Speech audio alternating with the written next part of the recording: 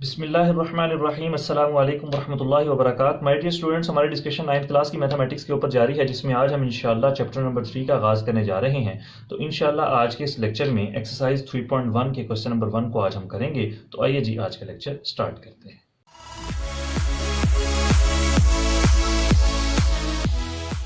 Exercise 3.1 का प्यारे बच्चों जो क्वेश्चन नंबर 1 है, इससे रिलेटेड आप फिजिक्स के चैप्टर नंबर 1 में भी कुछ चीज़ें पढ़ चुके होंगे, तो मिलती जुलती चीज़ें हैं, तो आपको ये समझने में बहुत ज़्यादा आसानी होगी।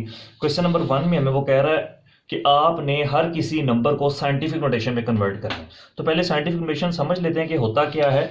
पेज नंबर 58 पर साइंटिफिक नोटेशन की डेफिनेशन लिखी हुई है, तो आप वहां से याद कर सकते हैं। मैं सिर्फ आपको इसका कॉन्सेप्ट दूंगा और समझाऊंगा। तो सबसे पहले तो देख लेते हैं साइंटिफिक नोटेशन होती क्या है। साइंटिफिक नोटेशन को लिखने की जो फॉर्म है ना, वो ये है कि हम किसी भी नंबर को, जो भी नंबर होगा उसको साइंटिफिक नोटेशन में जब भी लिखेंगे ना, तो इस तरह से फॉर्म बनेगी, वो a मल्टीप्लाई बाय 10 की पावर में कुछ भी आ जाएगा। और कुछ भी का मतलब है कि यहाँ पर कोई ना कोई इंटीजर होगा। यहाँ पर हमने 10 की पावर n लिखा हुआ है, n का मतलब है कोई ना कोई इंटीजर होगा। अब इंटीजर क्या होता है, जो हम प्रीवियस लेक्चर्स में पढ़ चुके हैं चैप्टर नंबर 2 में, कि इंटीजर में 0 भी आ जाता है, पॉजिटिव और नेगेटिव तमाम नंबर्स आ जाते हैं। अब यहाँ पर a का क्या मतलब है? a का मतलब है कि यहाँ पर 10 के साथ जो भी नंबर होगा ना a, या तो वो 1 होगा, या वो 2 होगा, या वो 3 होगा। करते करते करते करते करते करते वो सिर्फ 9, मतलब 1 से लेकर 9 तक नंबर होगा, और 1 और 9 भी इंक्लूड है, 10 इंक्लूड नहीं है। तो लिखने का तरीका क्या है, इसको मैंने ये इस तरह से आपके सामने लिखा है कि 1 is less than equal to a is less than 10। अब सिर्फ इतना अगर पढ़ें तो क्या है जी, देखें 1 is less than equal to a, ठीक है, मतलब a जो है वो 1 होगा या 1 से बड़ा होगा। कहां तक जाएगा? 10 तक। लेकिन 10 के साथ जो इक्वालिटी का साइन नहीं लगा, इसका मतलब है 10 इंक्लूड नहीं है, सिर्फ 1 से लेकर 9 तक नंबर्स इंक्लूड है। और n का मतलब इंटीजर। उसके बाद तीसरा जो मोस्ट इंपॉर्टेंट पॉइंट है, जो आपने इसमें याद रखना है, कि पॉइंट जो भी होगा वो फर्स्ट नॉन जीरो डिजिट के बाद लगेगा। नॉन जीरो डिजिट का मतलब सिंपल है, जो जीरो ना हो, 1 2 3 4 5 6 कुछ भी नंबर हो, लेकिन जीरो ना हो। जो ए होगा वो आप हमेशा देखेंगे कि 1 से लेकर 9 तक ही कोई ना कोई नंबर होगा, 10 11 12 नहीं होगा, हमेशा 1 से लेकर 9 तक ही होगा। ये अब आप जब क्वेश्चन को सॉल्व करेंगे तो आप ये चीज देखेंगे भी। पेज नंबर 58 पर डेफिनेशन, सेकंड पैराग्राफ में डेफिनेशन लिखी है, डेफिनेशन विद एग्जांपल आपने याद कर लेनी है। तो आए जी क्वेश्चन नंबर 1 के फर्स्ट पार्ट की तरफ चलते हैं। ले जी फर्स्ट पार्ट देखेंगे तो फर्स्ट पार्ट में कह रहा है 5700।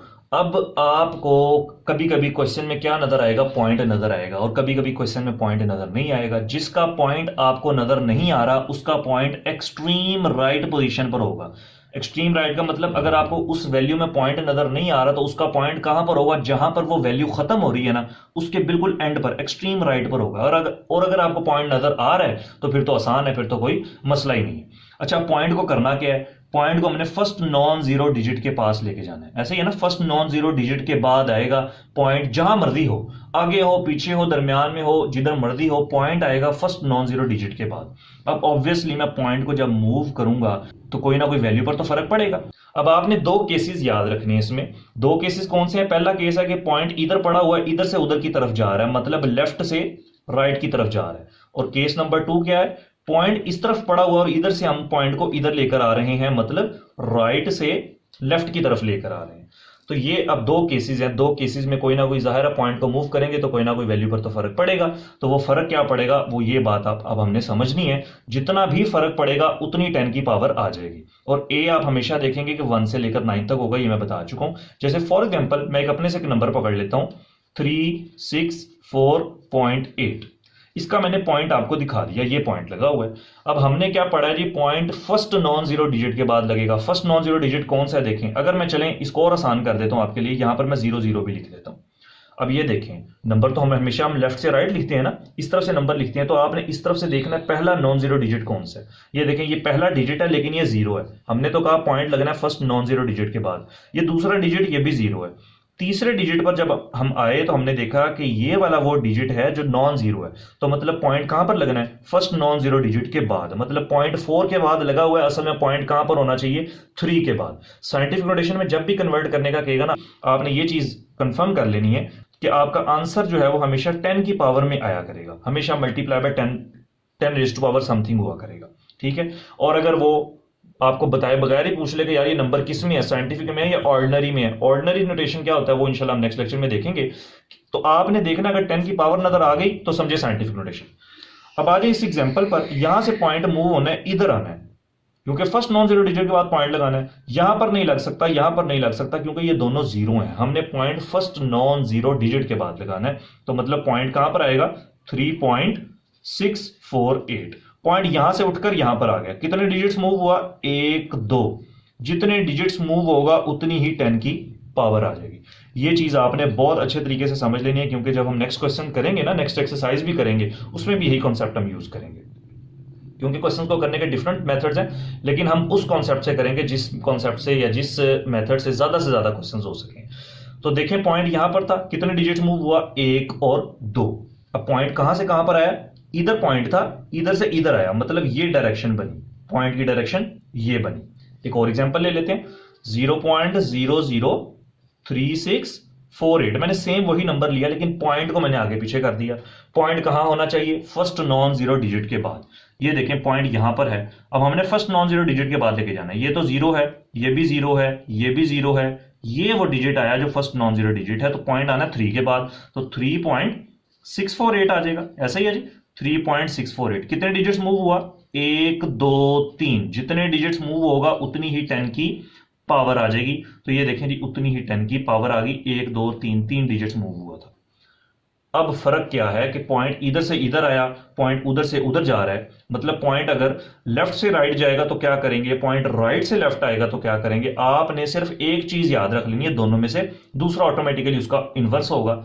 अगर पॉइंट इधर से इधर आएगा, मतलब राइट से लेफ्ट की तरफ जाएगा, तो हमेशा हमेशा 10 की पावर जो आएगी वो क्या आएगी, प्लस आएगी। और आपको पता है कि प्लस लगाना जरूरी नहीं होता, तो मैं यहां पर प्लस लिखूं या ना लिखूं उससे कोई फर्क नहीं पड़ता। अब यहां से यहां पर आएगा, राइट से लेफ्ट आएगा तो ऑब्वियसली प्लस है, तो फिर लेफ्ट से राइट क्या हो जाएगा, माइनस हो जाएगा। अब देखें पॉइंट यहां से मूव हुआ, इधर आया, मतलब कि राइट से लेफ्ट की तरफ जा रहा है। राइट से लेफ्ट की तरफ जाएगा तो प्लस का साइन, लेफ्ट से राइट की तरफ, ये लेफ्ट से राइट की तरफ गया तो नेगेटिव साइन, तो इसकी पावर के साथ आ जाएगा माइनस का साइन। बस ये फर्क है कि जितने डिजिट्स मूव होंगे 10 की उतनी पावर आ जाएगी। फिर हमने डिसाइड करना है प्लस या माइनस। बच्चों को अक्सर इसमें कंफ्यूजन हो जाती है, लेकिन मैं एक एग्जांपल मेरे दिमाग में आई है जो मैं आपको भी बता देता हूं, शायद आप लोगों के लिए समझने में आसानी हो जाए। कोई ऐसी एग्जांपल तो नहीं है, लेकिन सिर्फ आपको याद रखने में आसानी होगी कि प्लस कब लगना है और माइनस कब लगना है। फॉर एग्जांपल मैंने ये आपके सामने कुछ सीढ़ियां बना दी हैं। अब आप सारे जो हैं, आपको इस चीज का तो अंदाजा होगा कि सीढ़ियां ऊपर जाने की निस्बत नीचे आना ज्यादा आसान है, ठीक है। अगर हम ऊपर जाते हैं तो हमारी एनर्जी क्या होती है, थोड़ी सी कम हो जाती है। कम का मतलब माइनस हो जाती है। ये देखें यूं एरो बन गया, इसी को अगर मैं सीधा कर दूं तो ये यूं एरो बन गया। मतलब पॉइंट अगर आपका लेफ्ट से राइट की तरफ जाएगा तो नेगेटिव पॉइंट आएगा। और सीढ़ियां आपने यूं ही बनानी है, ये बच्चों याद रखिएगा, यूं ना बना दीजिएगा वरना आप लोग कंफ्यूज हो जाएंगे।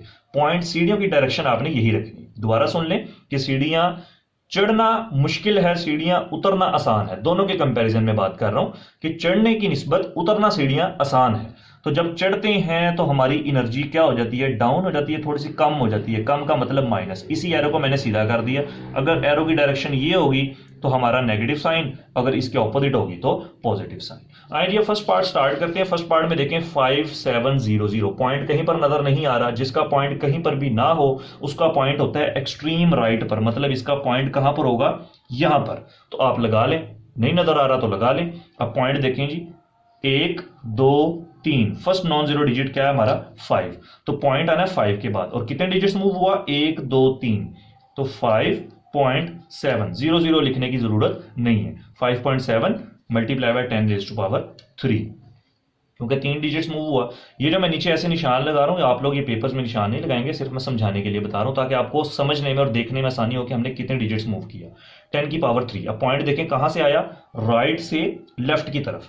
तो राइट से अगर लेफ्ट की तरफ आए तो क्या साइन आता है, पॉजिटिव का, और पॉजिटिव का साइन लगाने की जरूरत नहीं होती। तो प्यारे बच्चों ये आपका आंसर आ गया। इसके साथ मजीद अगर आप लिखना चाहें ना तो ये लिख सकते हैं। मैं आपको एक पार्ट में लिख के बता देता हूं कि हमने इसमें किया क्या, मूव किया हमने किसको, डेसिमल को।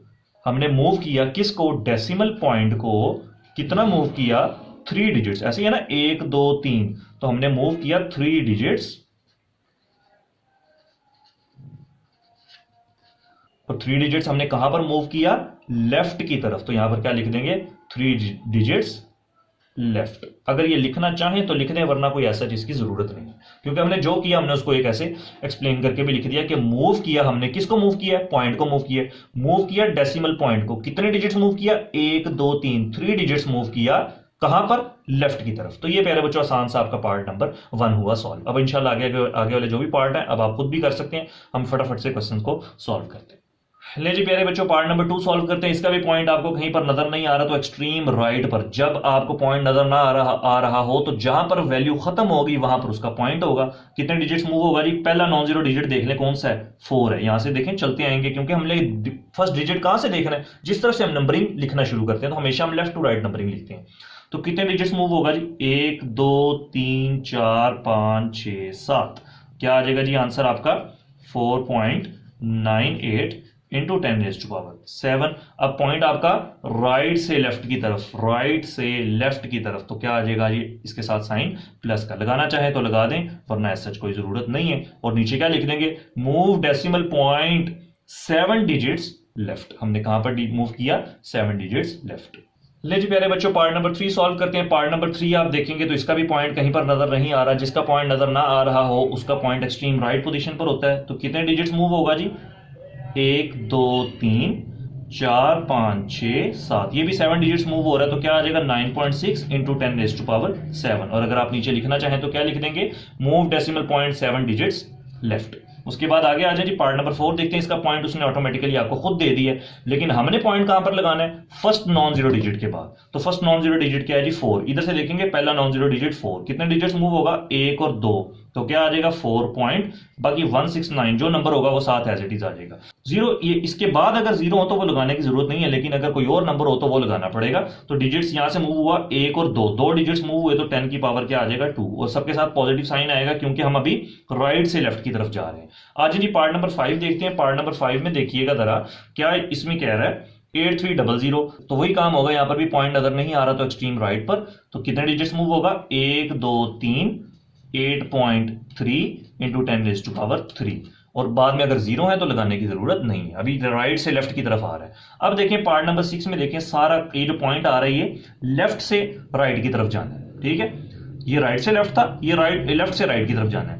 तो point first non zero digit के बाद ये भी जीरो, ये भी जीरो, ये भी जीरो, पहला नॉन जीरो डिजिट है ये 1 2 3, 6.43 इंटू 10⁻⁵। जितने डिजिट्स मूव हुआ उतनी 10 की पावर। अब डायरेक्शन देखेंगे, डायरेक्शन क्या है हमारी, लेफ्ट से राइट, लेफ्ट से राइट की तरफ जा रहा है, तो क्या साइन आ जाएगा, माइनस का साइन आ जाएगा। अगला देखें जी, इसका पॉइंट आपको यहां पर नजर आ रहा है, तो 1 2 3 7.4 इंटू 10⁻⁵, और इधर से उधर की तरफ जा रहा है तो फिर दोबारा इसके साथ भी क्या साइन आ गया जी, माइनस का साइन आ गया।